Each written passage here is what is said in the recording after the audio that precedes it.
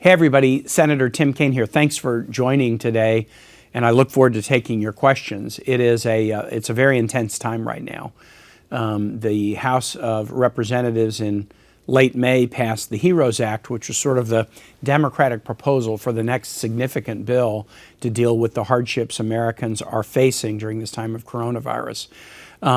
Within the last 10 days or so, the Senate GOP responded to that Democratic proposal with their ideas, and now the Democratic leader in the Senate, Chuck Schumer, and Speaker Nancy Pelosi are locked in very, very deep negotiations with the White House over what the ultimate package will look like. As a member of the Health, Education, Labor, and Pension Committee, I'm involved in the pieces of it that sort of directly connect with that committee: workforce retraining, health care funding, including funding for testing, funding for state and local governments, and our educational systems, both K-12 and higher ed.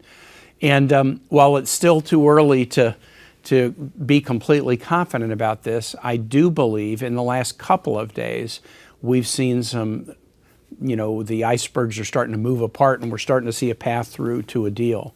The American public desperately needs one. The death toll to coronavirus in the country is now rising past 150,000, the largest in the world. Many of the deaths tragically preventable, and yet that is the reality. It's a hard one to stomach, but that is the reality. The economic devastation that has gone along with coronavirus has been dramatic. When the numbers came out last week about the second quarter economic activity, it was the largest contraction of the American economy in the 145 years that we've measured economic activity on a quarterly basis. And so this is imposing huge challenges on people who have lost jobs, people who are finding it hard to buy food and crowding food banks, people who are facing evictions or foreclosure, people who are facing the health care anxieties for their own health or the health of their families, people wondering about school reopenings in the fall, or having a hard time finding childcare, as 40% of the nation's childcare providers have closed during this pandemic, hopefully temporarily to reopen, but many are still closed. So we're grappling with all of these hardships, and we need to rise to the occasion. The goal had been for Congress to have wrapped up negotiations on a significant coronavirus package by this week so that we could put a bill on the president's desk by the end of the week. And frankly, it's going to take a little longer. The first four bills that we did were hard negotiated, but we negotiated them relatively quickly, and we found a bipartisan accord going forward. But this is the fifth bill, and it's proven more difficult. But as I say, without claiming anything right now, the events of the last couple of days have demonstrated that we're getting closer to a deal. And so it looks like now what we might hope to do is see if we could get the deal done in concept by the end of the week, with negotiators to work on details possibly over the weekend, and Congress to return next week to vote. That would be a good thing, and it would provide some significant ease to people's anxieties in this very difficult time. My focus on this has been a couple of things, as I mentioned earlier, that are related to either my previous government service or my committee. We need more state and local government aid. The state and local governments have seen their budgets hammered, and if we do not provide more aid and then the flexibility to use that aid the right way, we will compound the economic devastation, as state and local governments will have to lay off more and more people. Since the predominant majority of first responders in this country work for state and local governments, there's never a good time to lay them off, but the worst time to do it would be in the midst of a global health pandemic, and so we need state and local government aid. And then second, we need to deal with people's hardships where they are, extending the unemployment insurance benefit, providing rental assistance and mortgage assistance for those who are threatened with eviction or foreclosure, increasing the SNAP benefit so that people can get more food assistance, because the food insecurity issues around Virginia and around the country, as I've called people and traveled around the state, are significant. More child care, really, really important to get the economy reopened, that child care that's affordable be available to people. So these are the priorities that I'm advocating, and I'll continue to advocate until we get there. I've introduced a number of pieces of legislation in the last few weeks, from legislation to deal with maternal mortality disparities between African American and our white communities, provisions to deal with the serious mental health needs of our healthcare workforce, who are seeing, in a normal circumstance, cases and a caseload that puts pressure on them from a mental health standpoint. But under COVID, it's escalating even more. And just in the last couple of days, I introduced a bill to expand physician training for underserved communities, whether it would be rural or minority communities. And I'm glad to talk about all of those, but I think the key issue that's on all of our shoulders right now is to do what we need to ease people's hardships, and we're going to stay here until we get a bill done that does just that. And with that, I'm glad to open it up and take any questions. Hello, Senator Kaine. This is Juliana from Telemundo. Juliana, ¿qué hay? Buenas tardes. Buenas Mira, tardes. Mi pregunta gira un poquito en torno, obviamente, a esta propuesta de ley que se está discutiendo ahorita sobre COVID. Tenemos entendido que también se está hablando un poquito ahí de dinero para el programa mejor conocido como SNAP, el que tiene SNAP. que ver con los cupones de comida. ¿Cómo va eso, senador Kaine? ¿Están esperando que eso sea incluido y usted cree que es necesario incluirlo? El paquete de legislación, el HEROES Act en la casa, tiene una gran aumentación del programa de SNAP. El propuesto de los republicanos aquí en el Senado no tenía ningún dólar para el SNAP beneficio, pero estamos empujando como demócratas aquí para una aumentación del programa de SNAP de 15% por las familias, porque yo he visitado food banks en Arlington y otras partes. Yo he hablado con gente que está trabajando en esos food banks en cada parte de Virginia, y hay tantas familias ahorita que necesitan ayuda para tener alimentación para sus familias, y la mejor estrategia para ayudar a las familias que necesitan alimentación es una aumentación del beneficio de SNAP. Entonces estamos empujando eso, y yo tengo un sentido de optimismo que por fin vamos a hallar un acuerdo bipartidista que va a tener una aumentación del beneficio de SNAP. Gracias, senador. Hi, Senator Kaine. This is Max Steinberg from Northern Virginia Daily. I hear Northern Virginia Daily. Is that Max? Yeah. Okay. Thank you, Senator Kaine. How are you doing today? Good, thanks. So you did say that you are interested in extending the unemployment benefits, that bonus pay. Yes. This package looks like it's going to be significantly less than both the House package and previous packages. What kind of number are you all looking at? The previous number was 600 a week. There has been a lot of talk saying we should scale that down. Are Democrats willing to scale that down if it stays in the bill? What the Democrats want is to extend the 600 a week. There's a significant negotiation too about how long should that be. Should this bill be for 2 months or 3 months or 4 months? So that is our position. The Republican GOP opening position was $200 a week, and then that would phase down to a benefit that would be no more than 70% of the salary you were earning when you were working. That 70% thing is really difficult for every state employment commission to calculate. So it's easier to do a flat amount than to do something like that. Okay, we want 600 and the GOP wants 200. The one thing I'll say about this, and I think you and I've talked about this before, is this program doesn't just stand in isolation. There are other programs as well. So for example, if we are not able to get funds to help people with rental assistance or mortgage assistance or more food aid, I think you're going to see the Democrats say, well, we got to stick absolutely with the 600. But the more that there is additional aid provided to help people in need, the more give there may be in that negotiation. I'm not the one doing the negotiation on the on the UI benefit. I think it's really important that we maintain the broader universe of UI recipients. We've got to maintain that.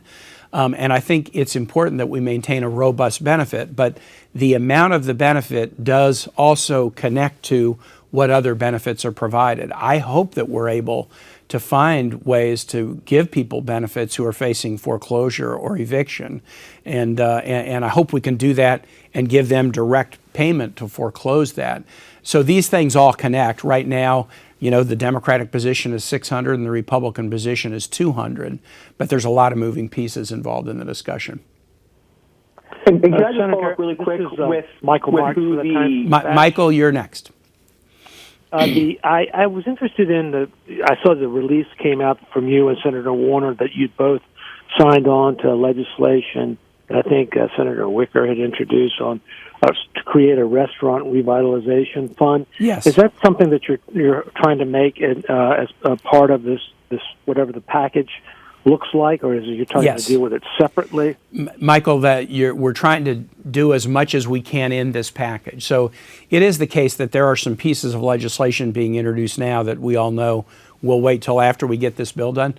But I think a lot of us have ideas that we think would be potentially really related to COVID, and so we're trying to get them in the COVID package. The Restaurant Act, which is a bipartisan bill in both houses, is really focused on that. What can we do to get these restaurants, especially so many of them are independently owned, small mom and pop operations, what can we do to shore them up? And so we've introduced that bill with a strong bipartisan and bicameral group of co-sponsors. And the idea is, how much of that might we be able to get into this bill? Because there will be provisions certainly dealing with kind of the economic challenges that are felt by small businesses, and that's why we wanted to introduce this bill. Is there a Senator connection? Scott. Hey, Scott. Can I just? Okay, Michael, you want to Go just? ahead. Sure, go Yeah, ahead. just a quick.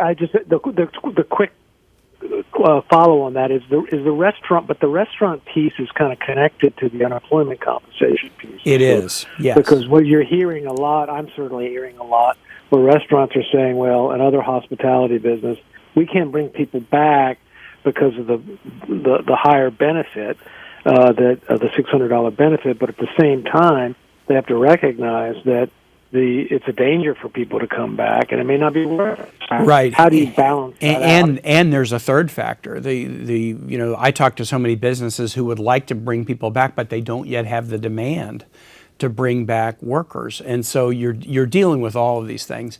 What I hope will be the case is that we sort of need to harmonize these programs together. If, for example, on the PPP loan program, the conversion of those loans to grants depends upon being able to reassemble your payroll, then we shouldn't do something on the UI side that makes it harder for people to come back. I will say the evidence we've seen thus far on this, I've certainly heard anecdotally that some employers are having people come back, but the evidence we've seen is people really do want to go back to work. There is an absence of demand that makes it harder. There are fears about the spreading of the virus that makes it tough. But hopefully, as we put the pieces of the package together, and different ones of us are negotiating different pieces, we can sort of harmonize the incentives so that we can incentivize the safe reopening of the economy, but give people the safety net they need so that until they can come safely back, and there's demand to bring them back, they have the support network that will get them through this. Thank you. Senator Scott Duman from Hey, Scott. Yeah. Hey, I've got a bit of a sidebar question Sure. for you here on a story I'm looking into, and it's the reason I ask you is because I know you have a background specific to it, and it's about coronavirus, but at the same time, it's about presidential campaigning. Yeah. It's become a real challenge, obviously. You can't go out and knock on doors You the way bet. that they used to and hold the rallies and the stumping. Yeah. And as someone who was a VP candidate last cycle, you've seen firsthand just how tough it can be even in normal times to campaign. I'm kind of curious as we see Joe Biden announcing this big ad buy today, including a lot more focus on digital. Mm-hmm. In lieu of being able to go out there and really stump in a traditional sense, can you give me a little insight on what you would see as kind of the challenges these days for presidential campaigns in a time of COVID? Well, Scott, I'll answer your question about campaigning generally, because I think everybody running for city council right now, or a state legislative race, or a congressional or Senate seat, my friend Mark Warner, they're all dealing with a reality that they haven't really seen. In fact, I've said often, I'm so glad I'm not on a ballot this year, because everything that I think I'm good at in campaigning are the exact things you really can't do so easily. Knocking on doors, being in parades, shaking endless people's hands, interacting up close and personal. Those are the things that, so many of us think about when we think about campaigns, and it makes it very difficult to do all those things. So I know the Biden team is grappling with it. So ad buys, digital ads, you have to reach people where they are, not put things up that you like and expect them to come to you. So the whole digital strategy now is very much about reaching people where they are. I think a feature of this campaign, this presidential campaign, is relying heavily on surrogates, because you can't reach as many people with a big crowd event if you're doing like a Zoom or FaceTime event. You reach smaller groups of people, and that means you need more surrogates out there making the case for you. Even the vice presidential process, I think it's been sort of unusually public this year compared to previous years, where many of the people who are being considered or mentioned as potential finalists have been on the media a lot, making the case for Vice President Biden. And it gives the campaign also the ability to see how they do across endless media platforms, and how they respond to questions, how they respond to challenges. So it does shift a lot of the campaigning into creative strategies to reach people digitally. And that means that a whole lot of new expertise has to be brought to that. Now, we hope that when we get in the post-Labor Day time, things might be a little bit safer, and so you'll see some more traditional campaign-style events. I know the Biden team is investing heavily, not just in ads, but in staff in every state, including Virginia, because I'm in contact with the team in Virginia that's focused on the Virginia race. But while those staff are engaged, they're doing their jobs differently. It's less about door knocking and maybe more about phone calling and texting and Zoom events that you invite groups of people to. So it's a dramatic sea change from any previous election in this country. Thank you, Senator. Appreciate that. Scott. Hi, Senator. Hi, Senator. This is Mitchell Miller from WTOP. How are you? I heard a woman's voice, and then I heard Mitchell. So I don't know who the woman was, but we'll go there, and then we'll go Mitchell. All right. Thank you. This is Kristen Kwan with WCYB in Western Virginia. Yep. School systems in our area in Southwest Virginia are moving more to online this year, and a few of our counties are having trouble receiving Chromebooks because of an issue with the manufacturer Lenovo. Yes. Many of those laptops are currently, from their understanding, in U.S. Customs. Is there anything you might be able to do for these districts who are struggling to help students?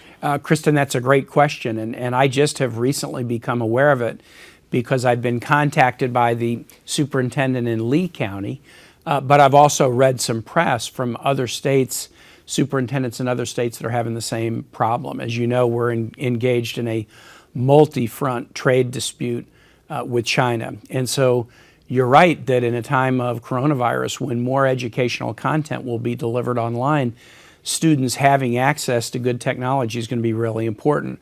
A number of school systems are trying to make sure they do have sufficient, computers for students to use at home or at other sites, libraries, and elsewhere. But there is a holdup on some of the materials that have been ordered because they either are manufactured in China or have components manufactured in China. And there's allegations made about whether those components were manufactured using forced labor, were they manufactured under appropriately even-handed trade standards. So we are reaching out to the Department of Commerce to see if we can expedite the delivery of these school materials. And I know that legislators in other states are doing the same thing, but it is the case that these, Lee County as an example, we may not always be thinking about the impact of U.S.-China trade war on school students in Lee County, but there is an effect. And this is one of them. We're going to do all we can to get the materials through customs quickly so that the school systems can have them for students to use.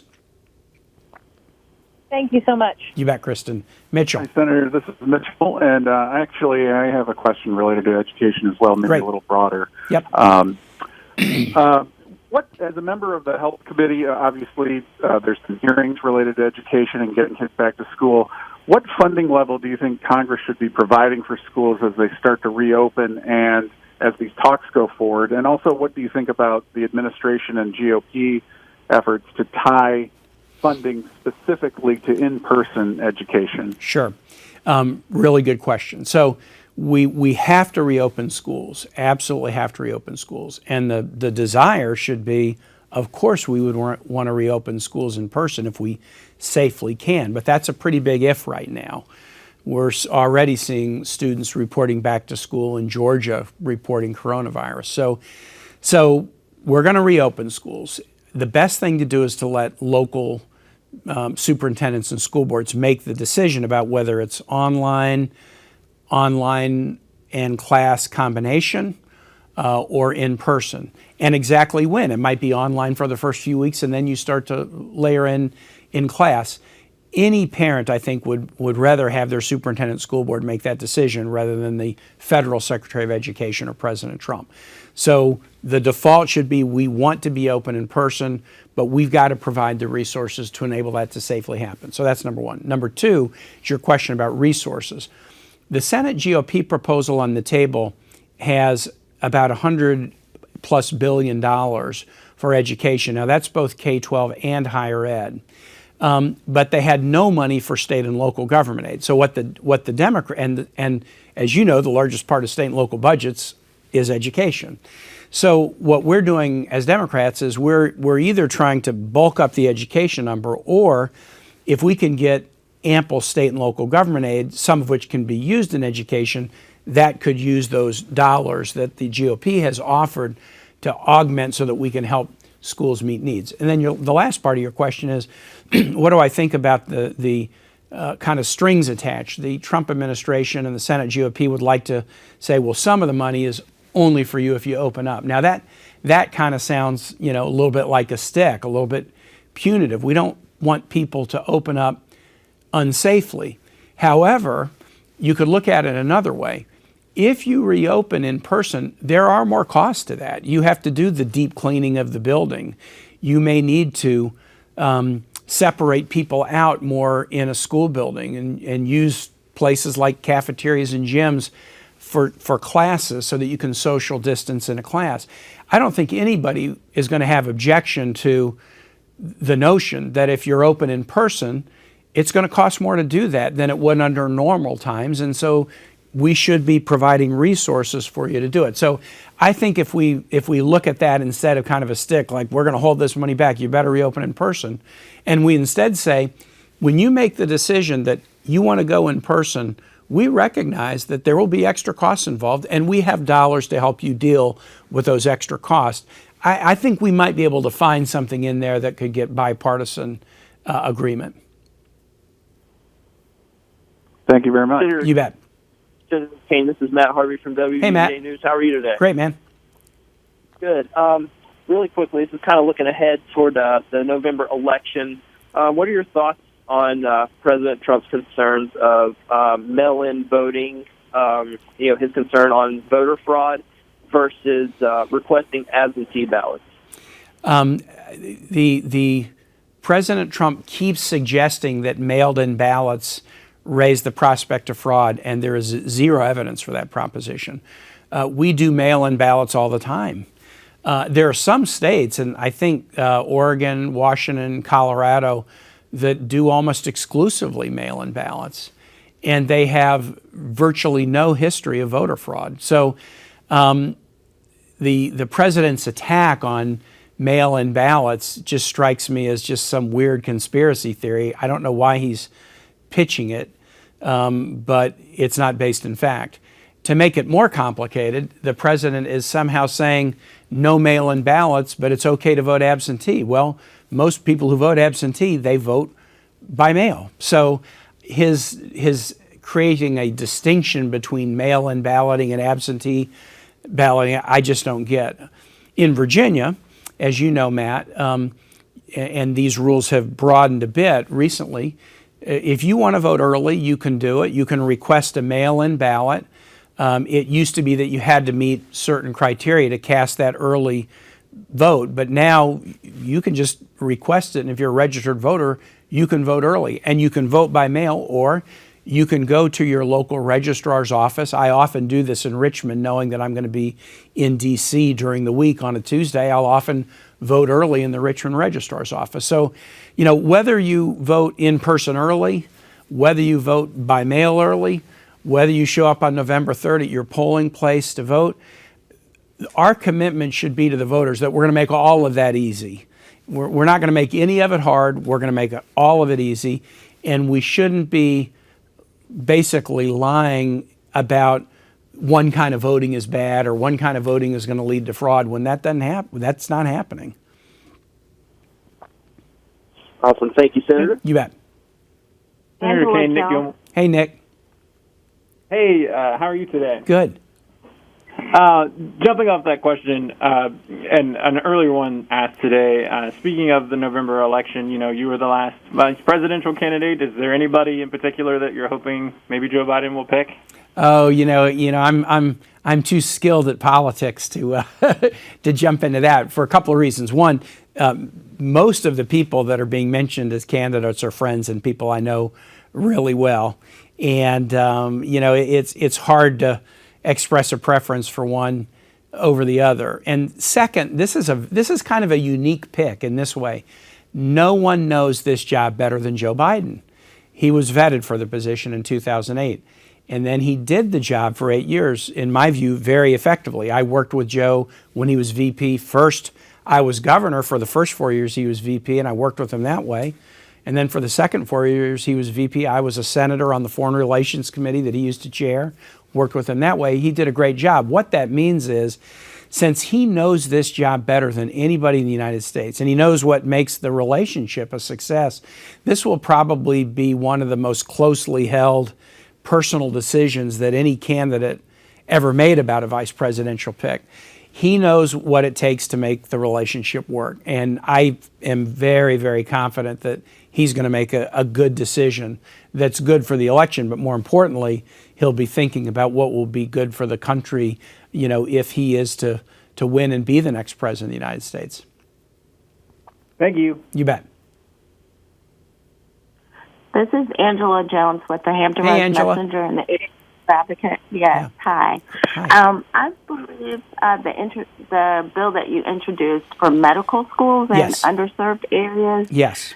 Did that include language that might prevent a school from being built at, say, an HBCU where there's already a medical school in the area? Like in Norfolk, there's Norfolk State University, and then there's Hampton University in Hampton, and there's EBMS. Right. I know of. That's a really good question. And remember that our proposal in this bill, it's about physicians, but it's also much more broadly about healthcare providers, because an awful lot of healthcare is provided by physicians, but an awful lot is provided by people in other allied health professions, and we need to see more diversity in all of them. As the nation has gotten more diverse, higher percentage African American, the percentage of African American physicians is going down.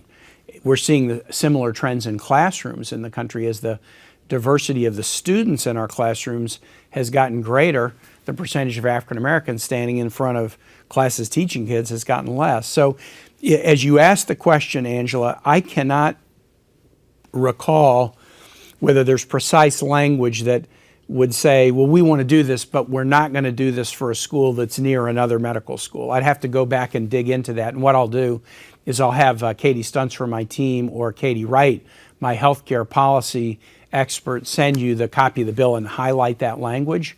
But the bottom line is, while we don't want to needlessly duplicate, it is a sad fact that the percentage of kids from rural America going into medical schools is going down. The percentage of African Americans going to medical schools is going down. Hispanics going to medical schools going down, still very, very low. And so what we need to do to try to tackle some of these disparities, like in the maternal mortality space, is make sure that people, when they're getting healthcare services, they can see a provider who looks like them. That's what the goal is. But I'll have the team send you the bill and highlight that particular language to answer your question. Okay, thank you. Thank you. Any other questions? All right. Well, guys, thanks so much. Really glad we could talk today. Thanks, everyone. We'll send you video and audio soon.